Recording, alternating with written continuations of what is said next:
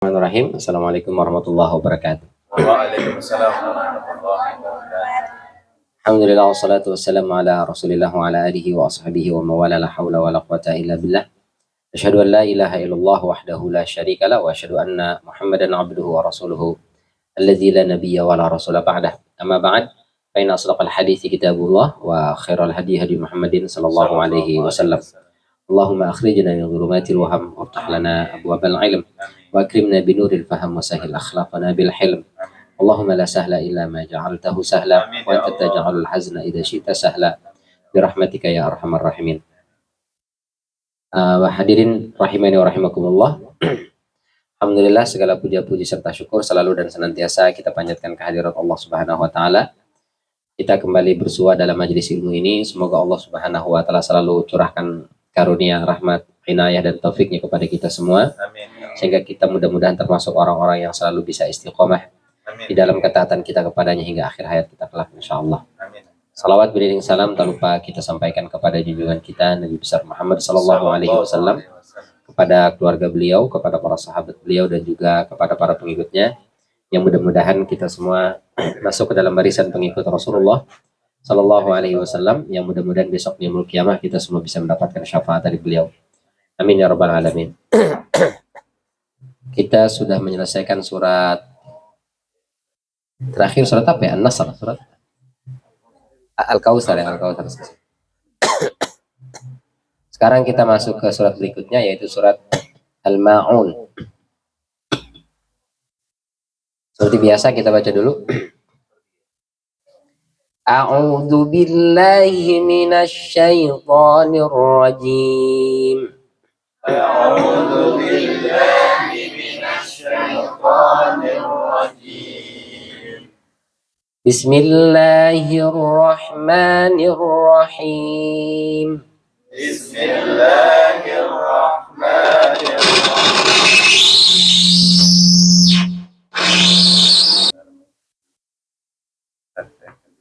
Bismillah, bismillah.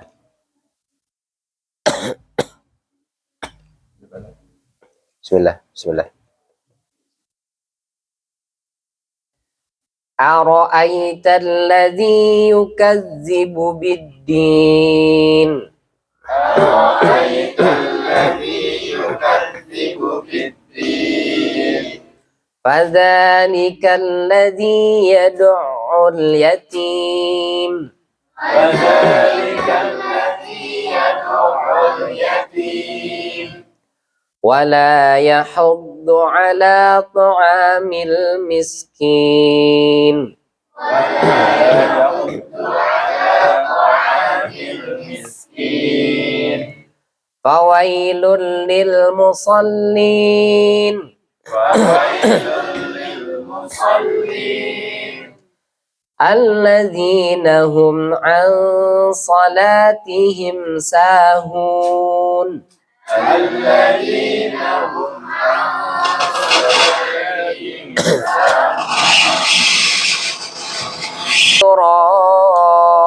يراءون الذين هم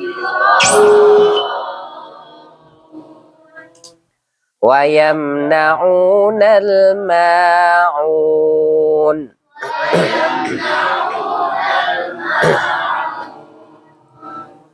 Sadaqallahul azim. Surat ini menurut jumhur ulama masuk kategori makkiyah. Berarti turun sebelum Rasul sallallahu alaihi wasallam hijrah.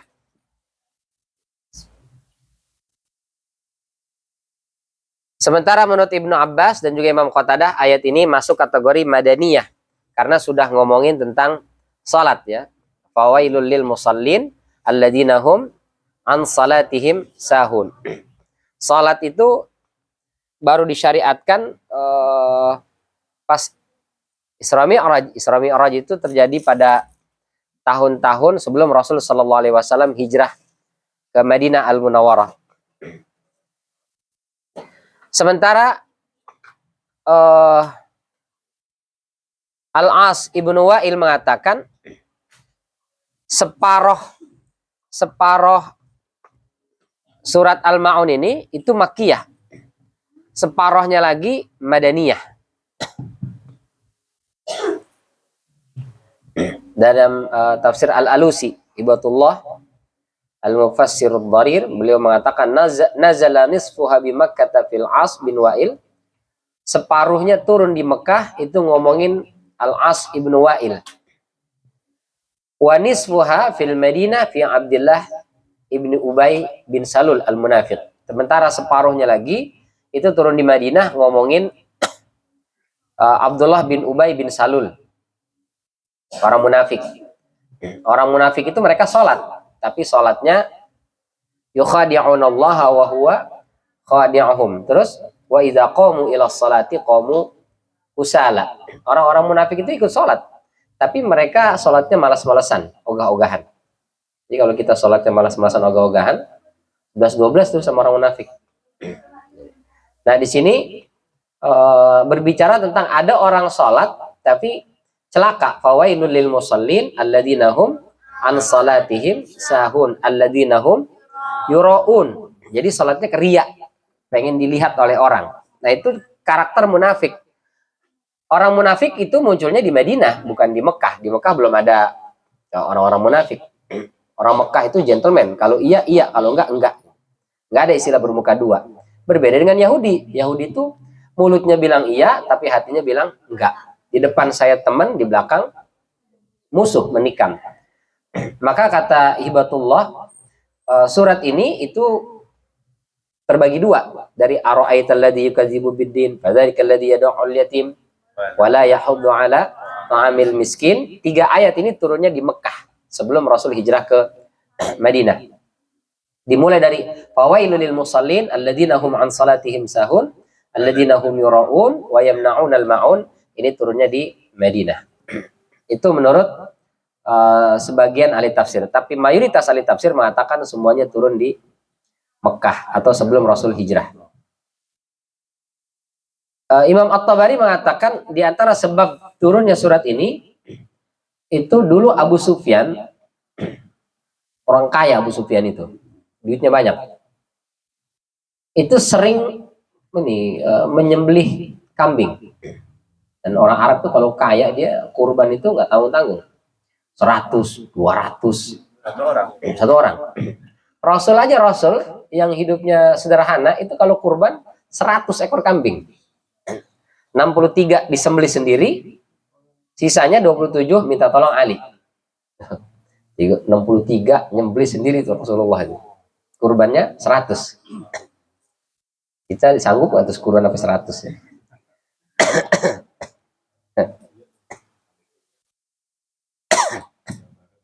Dan poligami semangat nyontoh Rasul. Kurban enggak. 1 biji aja. Abu Sufyan ini menyembelih kambing banyak, tapi sebelum dia masuk Islam. Dibagi-bagi tuh sama kolega-kolega, teman-temannya, orang-orang diundang semua. Tapi begitu ada anak yatim datang mau minta sebagian dari daging itu, diambil tongkat itu diusir anak yatim itu. Insyaallah. Maka turunlah surat ini, fadzalikal ladzi yad'ul yatim. Nah, itulah orang yang ngusir anak yatim, tidak memberikan bagian dari hewan itu, termasuk orang yang mendustakan agama. Nah, itu menurut Imam At-Tabari diantara sebab turunnya surat Al-Ma'un ini. Taib. Ara'aita alladzi yukadzibu biddin. Ara'aita apa artinya itu? Dari kata ro'a. Ro'a itu artinya melihat. Apakah ini? No. Ara'aita, iya, tahukah kamu ya? Dari ara'aita.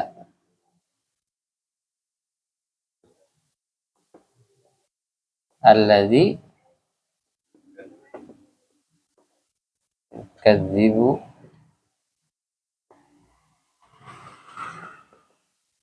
biddin. Aro'aita dari kata ro'a. Ro'a itu secara bahasa artinya melihat. Ro'a bisa juga berpendapat. Apakah engkau melihat? Maksudnya bagaimana pendapatmu? Tapi terambil dari kata ro'a. Ro'a itu seolah-olah kita dimintai pendapat setelah kita melihat langsung gitu. Nah ini kopi. Kirain Pak Yud, menurut Mas Agung bagaimana? Lihat langsung ada di depan mata gitu. Padahal kita nggak menyaksikan kejadian ini. Seperti alam taro kaifa fa'ala rabbuka bi ashabil fil. Kita nggak ngelihat tuh bagaimana Allah menghancurkan Abraha dengan bala tentaranya itu. Kita nggak lihat. Tapi Allah tanyanya alam taro. Seolah-olah kita ngelihat kejadian itu terus ditanya, bagaimana menurutmu tuh? Allah hancurkan. Jadi Allah mengajak kita ini memahami ayat itu seolah-olah kita melihat langsung kejadian itu. Maka pakainya ro'a, aro'aita. Satu. Yang kedua, alladzi yukadzibu biddin, para pendusta agama ini, itu memang terjadi di zaman Rasul, tapi akan selalu berulang. Di setiap zaman akan selalu ada. Kita nggak menyaksikan orang yang mendustakan agama di zaman Rasul. Abu Sufyan tadi misalnya, kita nggak ketemu. Ya. Atau Wa'il ibnul As, Al-As ibnu Wa'il, kita nggak ketemu dengan dia. Kalau Abu Sufyan akhirnya masuk Islam kan. Tapi kalau siapa? Al-As bin Wa'il misalnya, Abu Sufyan nggak masuk Islam ya akhirnya. Kita nggak melihat mereka, tapi nanti setiap zaman itu akan ada orang yang karakternya sama begitu. Sehingga meskipun kita nggak hidup di zaman itu, kita akan ketemu dengan orang yang hidup di zaman kita karakternya sama gitu. Maka di sini pakainya aro'aita. Apakah engkau ngelihat? Jadi seolah-olah kita ngelihat langsung. Tapi maknanya bagaimana pendapatmu? Ya, bagaimana menurutmu? Kalau pendapat kan bisa nggak harus ngelihat kan? Bagaimana menurut Bapak tentang perpolitikan di Amerika Serikat? Kita tinggalnya di Cirende, ya nggak ngelihat di sono. Tapi bisa aja lewat kita baca sana kemari. Nah, kalau Al-Quran itu berbicara selalu menggunakan kalimat-kalimat yang mengajak kita itu untuk observasi langsung, menyaksikan langsung. Atau memang tadi saya sampaikan, bisa saja Allah ingin sampaikan kepada kita, orang yang karakternya ini itu akan selalu ada di setiap zaman. Maka kita pasti akan ketemu dengan karakter orang-orang yang seperti itu. Alladzi, orang yang yukadzibu, mendustakan ad-din. Sebagian mengatakan ad-din ini maknanya hari akhirat.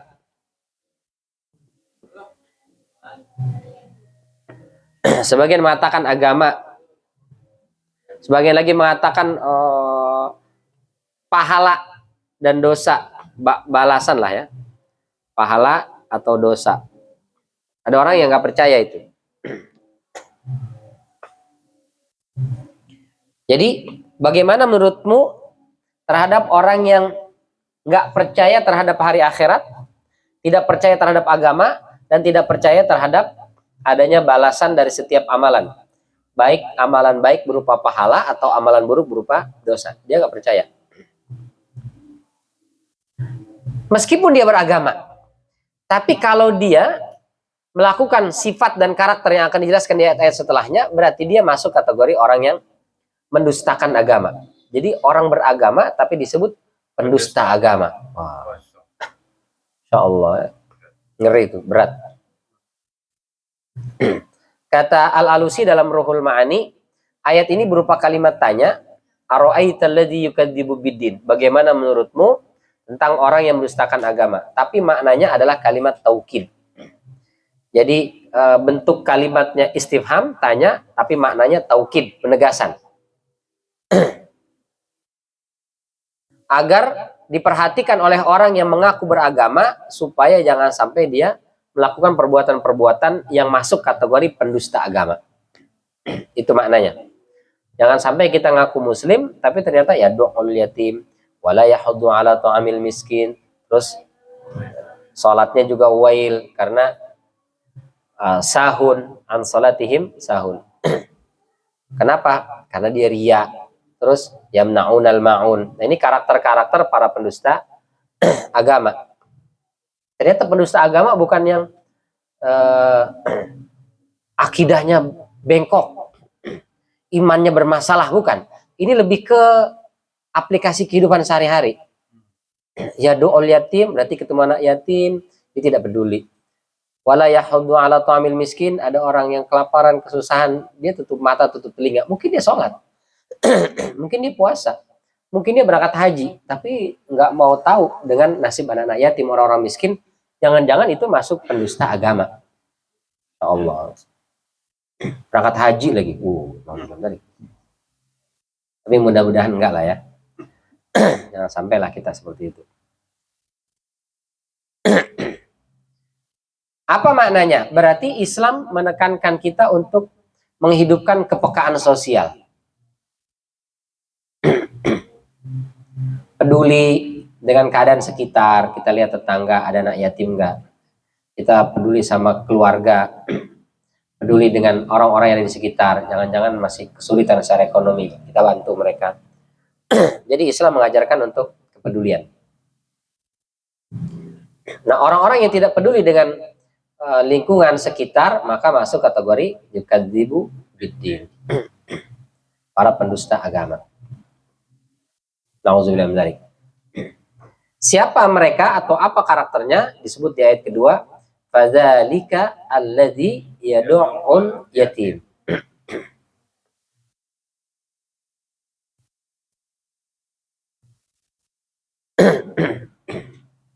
Apa makna yad'u? Ada yang membacanya yada. Jadi ya fadzalika alladzi yad'ul yatim dengan yada'ul yatim. Jadi yada'ul yatim berarti menelantarkan, cuek, abai, nggak mau peduli. Itu yada'a. Wada'a, yada'u. Jadi yada'u artinya menelantarkan. Ma yuribuka ila ma la yuribuka. Itu ada hadis arba'in. Tinggalkan sesuatu yang membuatmu ragu kepada sesuatu yang membuatmu tidak ragu. Jadi kalau kita ragu-ragu terhadap sesuatu, kata Rasulullah, tinggalkan. Dari kata da'a itu. Ya da'ul yatim berarti meninggalkan. Ada anak yatim, ditelantarkan, cuek, tidak peduli. Itulah karakter pertama pendusta agama. Yang kedua, kata Al-Mawardi, ya da'ul yatim, itu artinya menghalang-halangi hak anak yatim. Bisa mengusirnya, bisa mestinya dia dapat hak tapi dihalang-halangi. Pendidikannya, hak pengasuhannya, hak ya kehidupan yang layaknya, berpakaian, makan dan seterusnya. Itu bagian dari hak anak yatim. Nah, ini dihalang-halangi sama dia. Bisa dengan dia sebenarnya mampu tapi tidak diberikan, atau misalnya anak yatim ini meninggal tapi hartanya banyak. Dalam Islam itu kalau anak yatim meninggal bapaknya itu hartanya banyak, maka tanggung jawab paman dari jalur bapak itu mengurus harta itu. Wabtadul yatama hatta idza balagu ya An-Nikah, surat An-Nisa. Kita buka. Itu disebut dengan al-hujr, apa namanya? Menahan harta anak yatim. Atau al-hajar ya. Ayat 6. Surat An-Nisa ayat 6.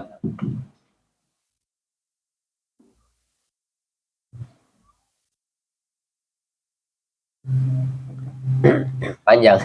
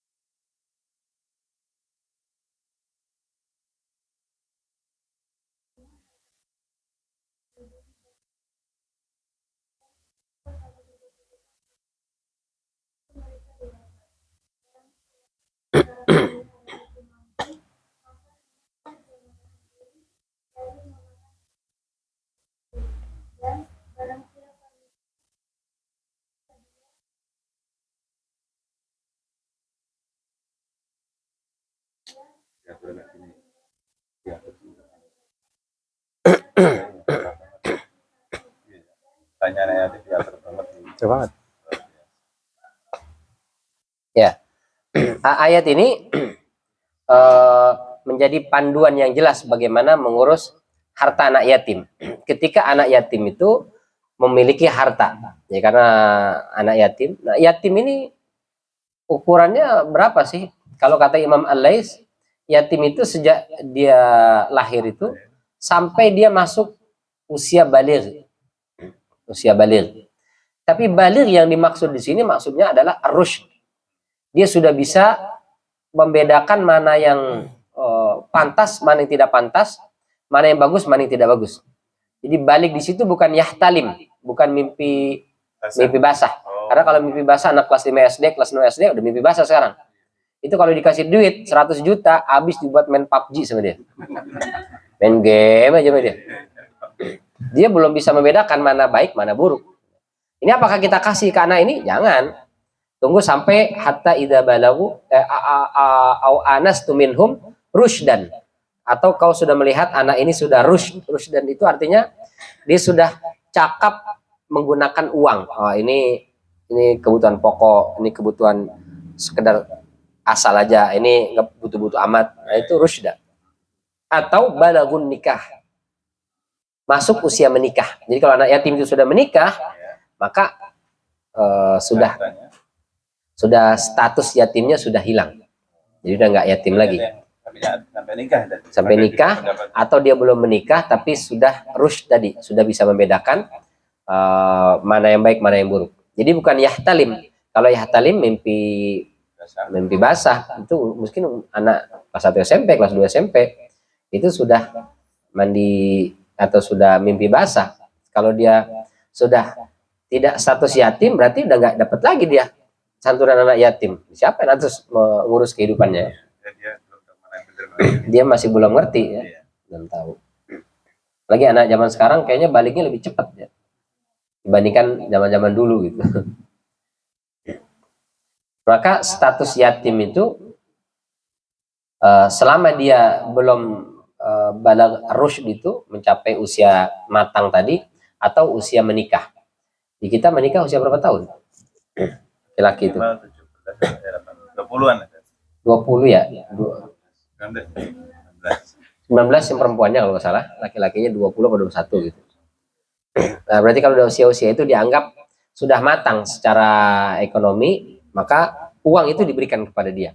Nah, kalau ditahan-tahan, padahal anak ini sudah layak, sudah berhak, maka dia masuk kategori yadu'ul yatim. Itu kata Al-Mawardi. Atau misalnya menelantarkan. Anak ini yatim, begitu meninggal bapaknya, jadi yatim dia, terus nggak ada harta. Memang orang tuanya miskin, mohon maaf, misalnya miskin, nggak punya harta. Lalu ada tetangganya, kerabatnya atau saudaranya itu yang memiliki kelebihan harta, tapi nggak mau tanggung jawab, nggak mau mengasuh anak yatim ini, maka itu juga masuk kategori yadu'ul yatim. Nauzubillah min dzalik. Siapa yang paling berkewajiban bertanggung jawab mengurus anak yatim? Itu adalah paman dari jalur bapak. Itu paling utama. Ketika Rasulullah SAW meninggal, bapaknya meninggal jadi yatim, siapa yang mengurus kakek? karena kakek masih ada. Jadi bapak ke kakek.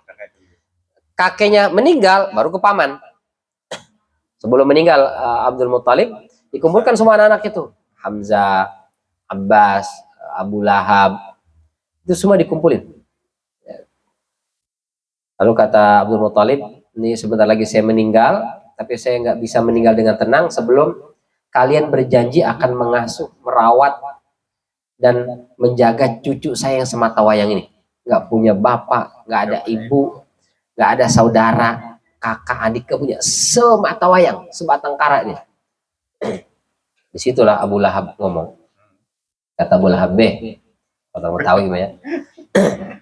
Ini anak nih ini anak tuh mau sial. Kok bisa-bisanya kau bilang begitu? Iya, belum lahir aja bapaknya meninggal. Diasuh sama Halimah Sa'diyah. Begitu dianterin ke emaknya, baru 2 tahun dipegang sama emaknya meninggal. Setelah itu diurus sama babe. Bentar lagi babe meninggal. Kalau saya urus nanti saya juga meninggal.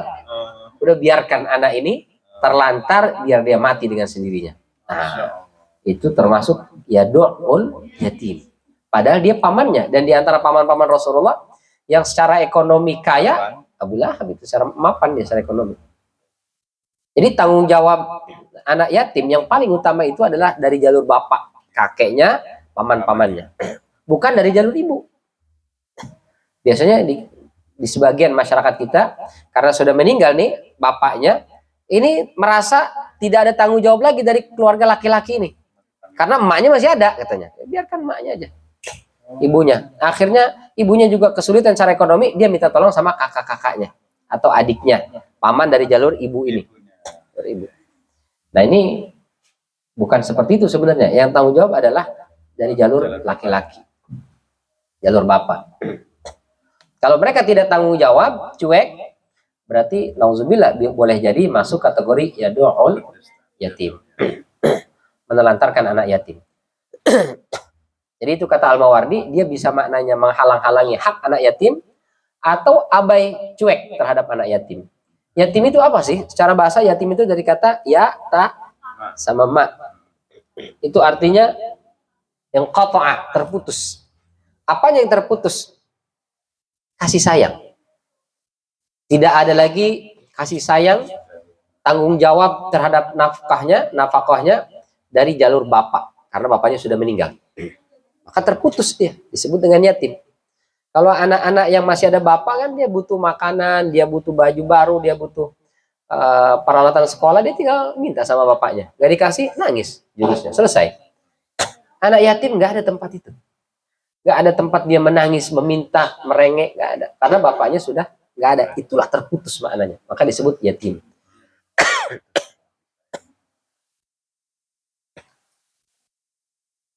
Maka orang-orang yang menyantuni anak yatim, meskipun tidak ada kekerabatan, maksudnya bukan keponakannya, bukan keluarganya, bukan kerabatnya, tapi dia mau menyantuni anak yatim, itu diantara tanda kejujuran dalam beragama. Jadi orang-orang yang kan yukadzibu biddin berarti pendusta agama, lawannya berarti yusaddiqu biddin, dia jujur benar dalam beragamanya. Diantara tandanya adalah peduli terhadap anak yatim.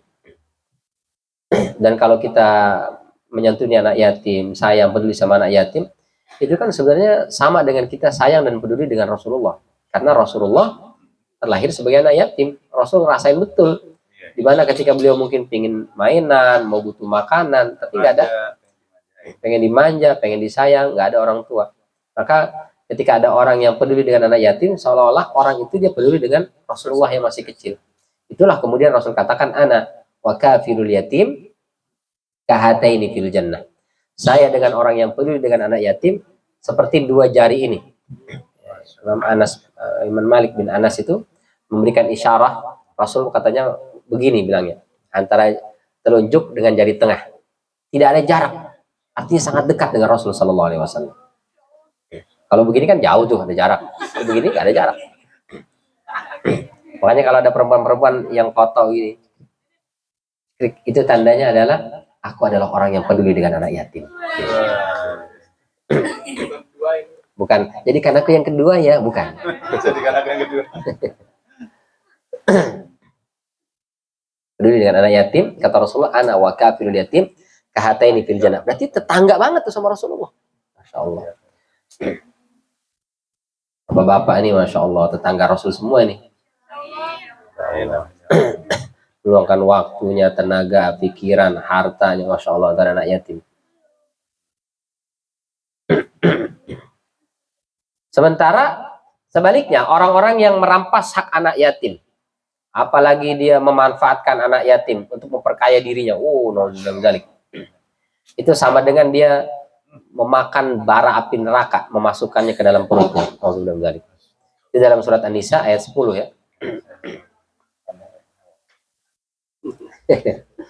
Membaca saja. Kalau panjangan dilempar ke belakang. Kalau panjang santri aja lah. Ada petugasnya kata Mas Agus.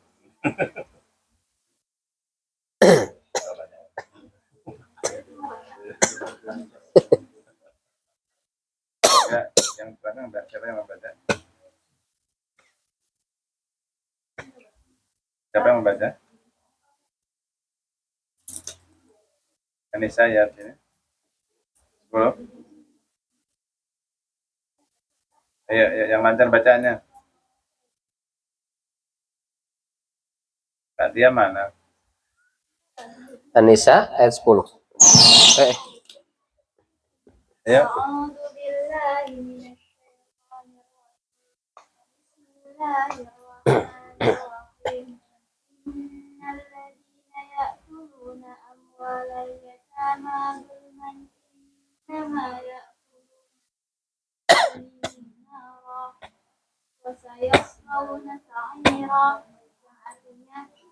Artinya orang-orang yang memakan harta anak yatim secara zalim, sebenarnya mereka itu menelan api dalam perutnya dan mereka akan masuk ke dalam api yang menyala-nyala. Memakan harta anak yatim secara zalim, tapi secara zalim sesungguhnya dia sedang memasukkan api neraka fi butunihim, ke dalam perut mereka. Wa sayaslawna sa'ira, dan kelak dia akan memasuki neraka sa'ir. Berarti boleh nggak kita memakan harta anak yatim? Boleh, yang penting jangan secara zalim. Nah, itu aturannya tadi di ayat 6 tadi. Fa in kana ghaniyan falyasta'fif. Kalau dia yang mengurus anak yatim ini memiliki kecukupan harta, dia memiliki pekerjaan yang layak, cukup, maka hendaknya dia yasta'fif, menahan diri untuk tidak ngambil. Tapi wa in kana faqiran, sementara kalau dia mungkin secara ekonomi kurang, atau pekerjaannya memang ngurus anak yatim, dia nggak bisa bisnis, nggak bisa kemana-mana, memang pure waktunya semuanya dihabiskan mengurus anak yatim, maka boleh fal yakul bil ma'ruf, memakan dari harta anak yatim itu, tapi dengan cara yang ma'ruf. Apa maksudnya cara yang ma'ruf? Dijelaskan oleh Syekh Muhammad Amin Asy-Syanqiti begini, dikasih analogi, gambaran. Misalnya kita mengurus anak yatim, dan kita profesional. Karena kita profesional, layak kita digaji sebulan sebesar 10 juta misalnya. Atau profesional segitu apa kurang? Ini umpama aja lah ya. Umpama 10 juta sebulan. Tapi ternyata dari rumah yatim atau anak yatim yang kita kelola ini nggak sampai segitu. Kita cuma bisa dapat 5 juta sebulan. Maka jangan maksa ngambil 10 juta. Cukup ambil 5 juta saja. Profesional, meskipun profesional. Satu. Atau yang kedua, kita profesional dan bisa layak digaji 10 juta. Ada uangnya. Tapi kebutuhan dapur kita, begitu dihitung-hitung sebulan, ternyata cukup dengan 5 juta. Jadi kalau kita ambil 10 juta, ya kebutuhan pribadi kita dan keluarga lah gitu, kebutuhan sehari-hari, ternyata sebulan nggak sampai 10 juta. Jadi kalau kita dapat 10 juta, masih bisa nabung 5 juta. Berarti kebutuhan kita sebetulnya cuma 5 juta. Maka jangan ambil 10, ambil 5. Masya Allah. Itu makna fal yakul bil ma'ruf. Kata Syekh Muhammad Amin Asy-Syanqiti. Memang ngeri-ngeri sedap ini. Ngurus anak yatim. Tapi bukan berarti nggak boleh tadi. Allah mengatakan dalam ayat 6 tadi, boleh. Tapi dengan cara yang ma'ruf. Jadi kalau sampai anak yatimnya nauzubillah terlantar, dianya gonta-ganti mobil, rumahnya udah mentereng, bahkan ada kolam renang, pakai lift segala macam. Wah, ini yang bahaya. Anak yatimnya nggak apa-apa. Ikan asin. Ikan asin lagi. Nauzubillah min dzalik. Emang ada. Tetangga saya tuh waktu itu, masya Allah. Tapi sudah meninggal orangnya. Ya mudah-mudahan jadi pelajaran lah. Iya, benar. Itu sampai terkenal satu kampung itu memakan harta anak yatim itu sampai kenal satu kampung itu. Iya, jadi banyak anak-anak yatim itu yang mohon maaf, malam-malam itu manggul beras dijual ke warung. Kenapa dijual beras ini? Kita nggak punya uang jajan, nggak ada duit sama sekali. Bukannya banyak kasih uang, iya, tapi nggak pernah nyampe, nggak pernah dikasih ke anak-anak itu. Ya Allah. Tapi kalau ada muhsinin ngajak makan, kamu nanti kalau ditanya dikasih uang jajan berapa, bilang ya 10 sampai 15.000 sekali jajan, bilang gitu ya. Padahal nggak dikasih. Akhirnya anak-anak ini merasa dongkol, malam-malam dia ngerti, oh akhirnya beras itu dijual sama dia, Pak. Alhamdulillah. Ini satu kampung itu tahu. Sampai masya Allah ya, ibu-ibu itu, ibu pengajian gitu, majelis taklim kampung itu, mereka doanya sama, ya Allah, tolong jangan matikan kami sebelum kami ngeliat si fulan itu matinya bagaimana dia. Saking itunya, gedeknya orang-orang. Masya Allah, nauzubillah. Dan betul meninggal si Polola itu, dan orang-orang ngelihat, akhirnya mereka mengatakan, ya Allah puas ya. Kita ngelihat, begitu sampai begitu. Ya. Karena meninggalnya menyedihkan ternyata. Nauzubillah. Kita tidak perlu sebut nama orangnya demi menjaga kode etik jurnalistik.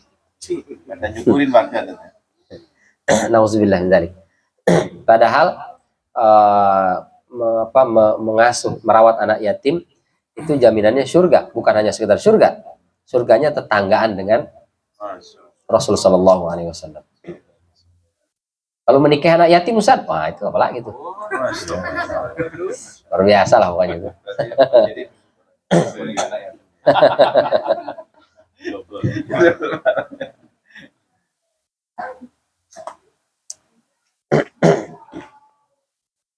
Kata Rasulullah, man dhamma yatiman lahu aw li ghairihi.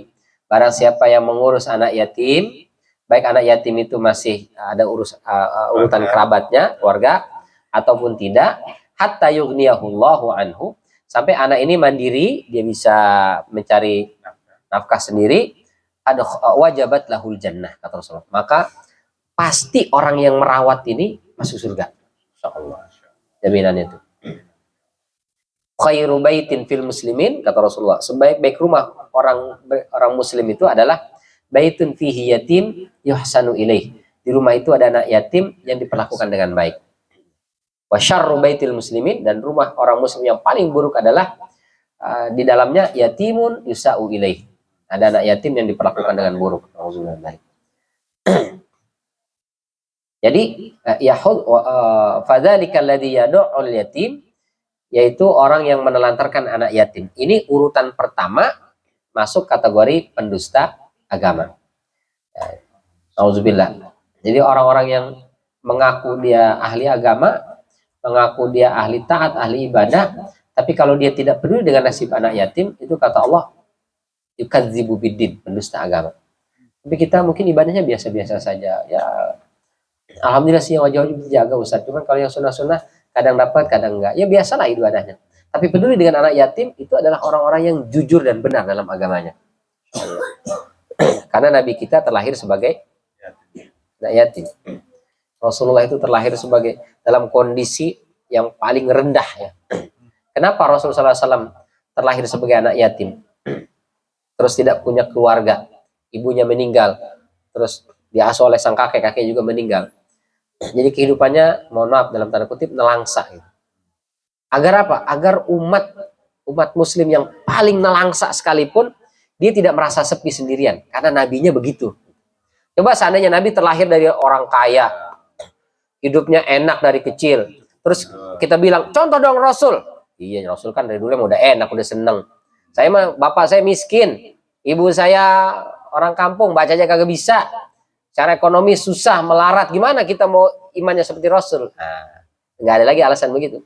Nabi sudah miskin, terlahir yatim. Jadi sesulit apapun kita, jangan pernah frustasi. Jangan pernah pesimis dalam hidupnya, harus tetap optimis. Nabi saya juga yatim, Nabi saya juga nelangsa, Nabi saya juga susah waktu kecilnya, tapi dia bisa tetap survive, bertahan. Insya Allah. Nabi Muhammad meskipun yatim, terus ketika diasuh oleh pamannya Abu Talib, itu oleh Abu Talib, begitu dibawa dari rumah kakeknya Abdul Muthalib ke rumah Abu Talib itu dia bilang sama anak-anaknya, pokoknya satu kamar ini kosongin. Jadi Abu Talib termasuk yang secara ekonomi miskin, anaknya banyak. Pokoknya satu kamar ini kosongin. Kenapa? Ini nanti buat Muhammad di sini, kalian ngumpul aja di sana. Maka begitu Nabi Muhammad kecil tuh masuk ditaruh di kamar itu, dia tidur bingung, kok kamar ini saya sendirian, pada kemana nih sepupu-sepupu saya? Gak bisa tidur. Di malam hari kebangun, lalu keluar. Ternyata dilihat di kamar sebelah numpuk saudara-saudaranya. Maka beliau ikut tidur di situ. Oh ya Allah. Pas pagi hari bangun Abu Talib bingung, mana Muhammad ini? Udah panik. Pas dilihat ternyata numpuk sama anak-anaknya di situ. Ditanya, kenapa kau tidur di sana? Aku tidak mau mengambil yang bukan hakku. Kalau saudaraku tidur di sini, aku juga di sini. Aku nggak mau tidur di kamar ini, sementara saudara-saudaraku itu harus fungsi berdesak-desakan, berjejal-jejalan. Maka aku juga begitu juga. Masya Allah. Anak yatim. Jadi meskipun yatim dimuliakan, tapi tahu diri ya. Dari kecil Rasul sudah dijaga oleh Allah. Bahkan ada cerita itu ketika beliau dibawa oleh Halimatus Sa'diyah, disusui oleh Halimatus Sa'diyah. Itu mohon maaf, Rasul itu kalau disusui di payudara sebelah kanan itu minum asinya. Tapi begitu dipindah ke sebelah kiri, beliau nggak minum asinya. Nggak mau. Kenapa begitu? Karena yang sebelah kiri ini hak anak-anaknya Halimah Sa'diyah. Rasul hanya mau ngambil yang sebelah kanan saja. Dari bayi udah Allah jaga tuh. Makanya nggak benar ada salah seorang oknum ustadz yang mengatakan Rasul itu ya manusia biasa. Ketika kecil ya sama kayak kebanyakan kita. Ya umbelan, ya beleran, ya ingusan, nyolong mangga, jambu kalau ada di sana, cuman karena nggak ada aja juga nyolong. Itu nggak benar. Dari kecil Rasul sudah dijaga oleh Allah. Akhlaknya, kepribadiannya, bahkan fisiknya. Kata Syekh Muhammad Amin Asy-Syangqiti, Abu Talib itu cerita, jadi bangun tidur, dari anak-anaknya itu bareng bangun tidur, itu Rasul sudah rapi, klimis, bersih. Jadi nggak ada belekan, rambut pada kusut kemana-mana, nggak ada. Baru bangun udah rapi. Dari kecil. Makanya Rasulullah SAW dari kecil itu, giginya rapi tersusun. Gigi ini kan mencerminkan masa kecil kita kan. Kalau masa kecil kita dulu kurang terawat ya pasti ada yang satu maju ke depan, yang satu malas di belakang ya.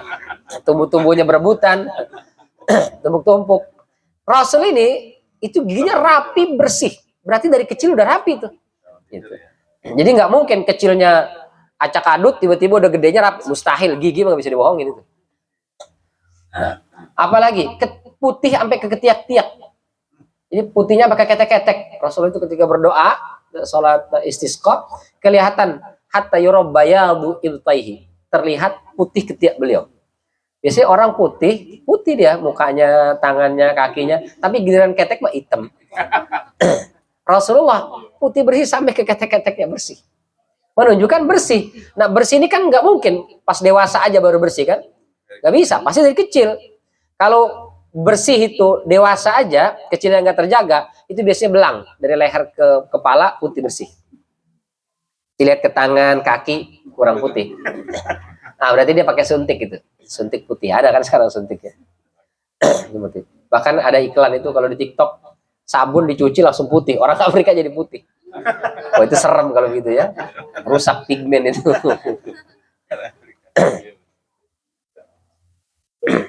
Jadi Rasulullah SAW dari kecil sudah yatim, tapi tahu hak-haknya. Maksudnya nggak mau mengambil yang bukan haknya. Makan juga begitu, nggak mau makan banyak berlebihan. Dia tetap makan secukupnya aja. Meskipun mungkin masih lapar, nggak ditahan. Ini ada hak saudara-saudara saya. Jangan mentang-mentang, udah kasih ini semua diambil sama dia. Enggak ya. Nah, itu akhlak yang diajarkan Rasulullah SAW. Jadi Rasul terlahir sebagai anak yatim, miskin secara ekonomi, sampai membuat Halimatus Sa'diyah dan suaminya ragu-ragu. Ini kita ambil apa jangan? Nanti kalau kita ambil anak yatim ini, nanti siapa yang bayar kita? Jadi bayar, bapaknya nggak ada, miskin. Tapi karena dia udah muter-muter, nggak dapat bayi, yang lain udah pada, oh yuk kita pulang nih, udah dapat semua. Belum, saya belum dapat nih. Lain dapat anak orang kaya semua lagi. Halimah Sa'diyah akhirnya kata suaminya, gimana kita ambil jangan? Daripada nggak ada, udah ambil aja lah anak yatim itu. Jadi daripada nggak ada tuh baru diambil Rasulullah SAW. Insya Allah. Langsanya terjadi. Nah langsanya Nabi kita Muhammad SAW. Tapi beliau tetap bisa survive, beliau bisa tetap berdikari, berdiri di atas kaki sendiri, beliau tetap bisa tumbuh besar menjadi orang sukses. Ya. Jadi kalau ketika kita mungkin kehidupan secara materi, secara ekonomi, mungkin juga orang tua, mungkin jauh dari orang tua, terlantar dan seterusnya, jangan pernah pesimis. Nabi kita juga sama, bahkan mungkin lebih susah daripada kita. Ya. Apalagi di sini, masya Allah orang-orang tua kalian ini banyak sekali nih, yang sayang, peduli, tanggung jawab. Rasulullah nggak dapat sebanyak ini. Cuma satu doang Abu Thalib setelah dicaci maki oleh Abu Lahab. Masya Allah. Pamannya sendiri padahal. Jadi meskipun kondisi kita sulit, tapi tetap optimis menatap masa depan. Justru banyak sekali ulama-ulama besar itu yang dulunya adalah yatim. Imam Bukhari yatim. Ibnu Hajar Asqalani yatim. Imam Syafi'i yatim benar. Orang-orang besar justru seringkali terlahir dari kondisi yang sulit. Sementara orang-orang yang terlahir tumbuh besar dalam kondisi yang enak, seringkali justru malah lalai ya, seringkali malah luput. Baik. Ini ayat kedua dari surat Al-Ma'un. Mungkin sampai di sini dulu. Fadzalikal ladzi yad'ul yatim. Insyaallah kita lanjutkan di kesempatan yang akan datang di ayat berikutnya. Wala yahuddu ala ta'amil miskin. Tadi ingin ditanyakan?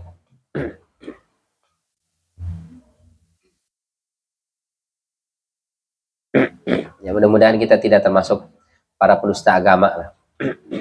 Meskipun kita taat, ya ketaatan kita ya betul-betul kita lakukan dengan ketulusan. Jangan sampai menjadi orang-orang yang terlihatnya taat kepada Allah, tapi ternyata dia adalah pendusta agama. Nauzubillah min dzalik. Berangkat haji, umroh mungkin, tahajudnya sampai hitam jidatnya mungkin, sedekahnya banyak, tapi ternyata dia pendusta agama. Oh nauzubillah min dzalik.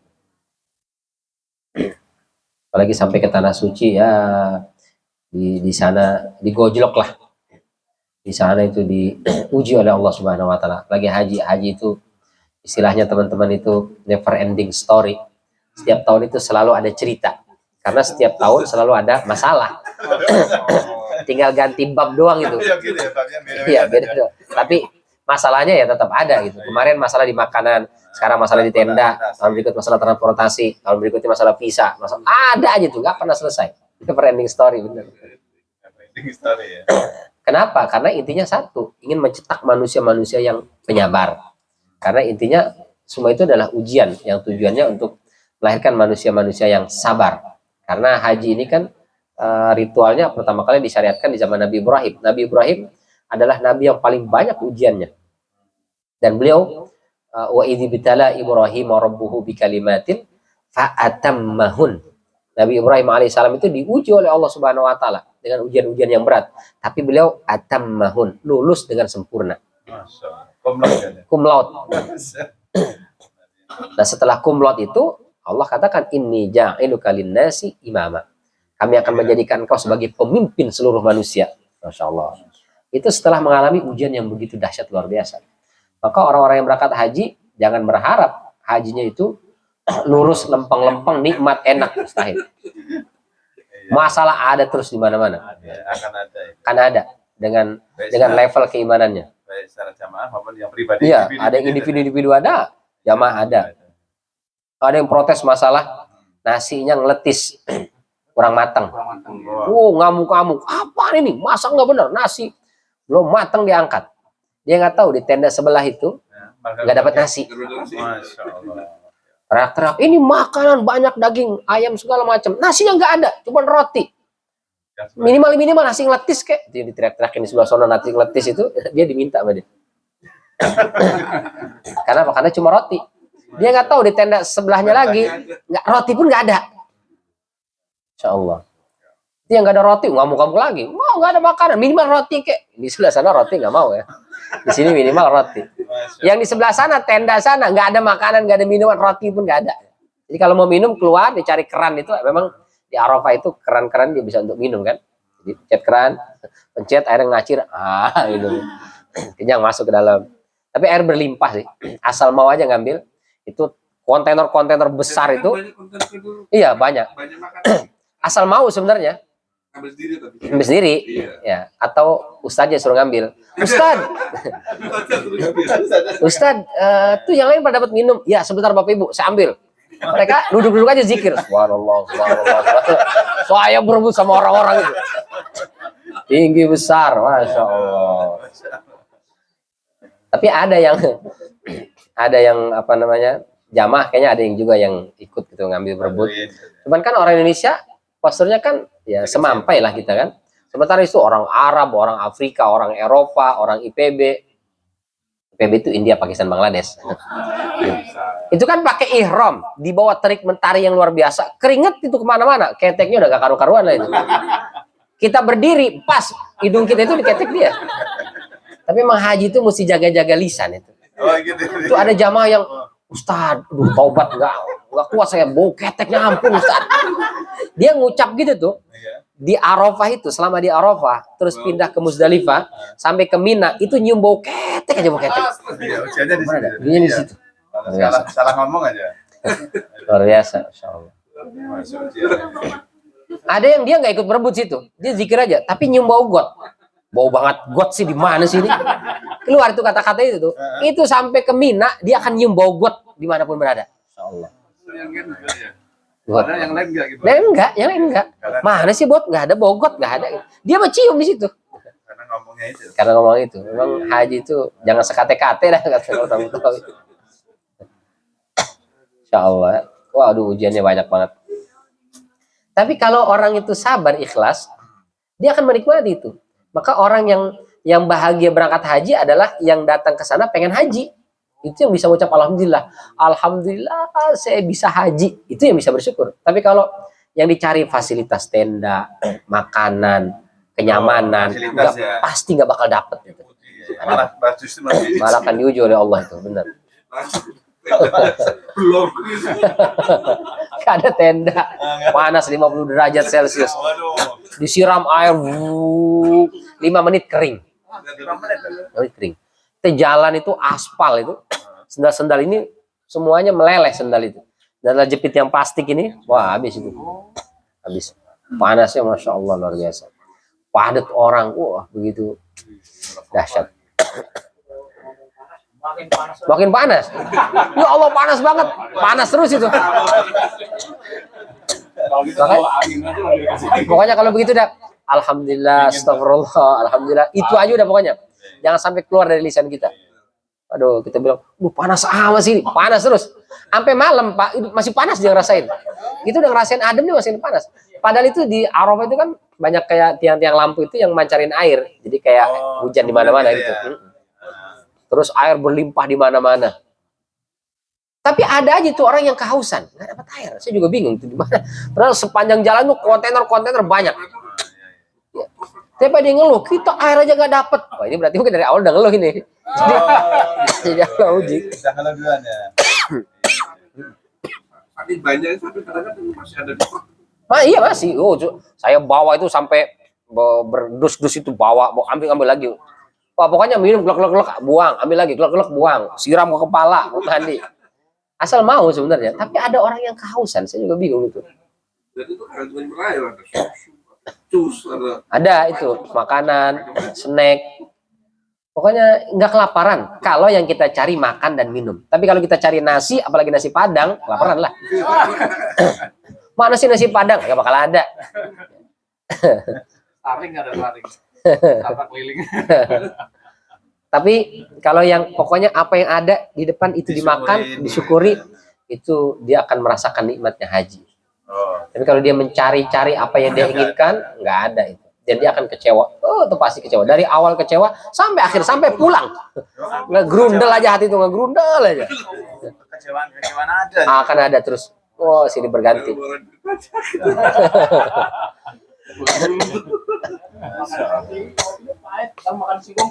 Iya benar betul. Iya, rasanya gitu. Itu starting pointnya di Arafah. Pokoknya kalau di Arafah kita lulus, di Arafahnya lulus itu, karena kan panas di bawah terik matahari, orang berjubel berdesak-desakan. Itu luar biasa ujiannya. Kalau di situ kita lulus tuh, Muzdalifah itu akan terasa enak, Mina itu akan enak, terus sampai pulang tuh enak terus dia. Tapi kalau dari Arafah udah nggak grundel nih, di Muzdalifah ada aja, di Mina ada aja, sampai udah selesai nih haji di Mekah ada lagi masalah dia. Masya Allah, ada aja. Ya Allah. Di Arafah udah ngurusin duit aja diurusin. Itu dari Muzdalifah, Mina, sampai di Mekah, sampai Madinah akan kena masalah duit lagi. Ada aja masalahnya. Alhamdulillah ya. Jadi memang intinya ya sabar itu. Nah orang-orang yang lulus, insya Allah mereka lah orang-orang yang hajinya mabrur dan mereka tidak masuk kategori ya yukadzibu biddin, insya Allah. Pas sebelum kita diundang ke sana, mudah-mudahan kita adalah orang-orang yang penyabar, orang-orang yang selalu bisa bersyukur atas semua nikmat yang Allah berikan, bisa ridho hatinya menerima ketetapan dan takdir Allah, dan bisa ikhlas menjalankan semua ketaatan kita kepada Allah Subhanahu wa Ta'ala. Ini barangkali yang bisa kita bahas di kesempatan malam yang mulia ini. Terima kasih atas segala perhatian. Mohon maaf apabila ada kekeliruan dan kekurangan. Kita tutup dengan hamdalah dan kafaratul majelis. Alhamdulillahirabbil alamin. Subhanakallahumma wa bihamdika asyhadu an la ilaha illa anta astaghfiruka wa atubu ilaik. Wabillahi taufiq wal hidayah. Wassalamualaikum warahmatullahi wabarakatuh.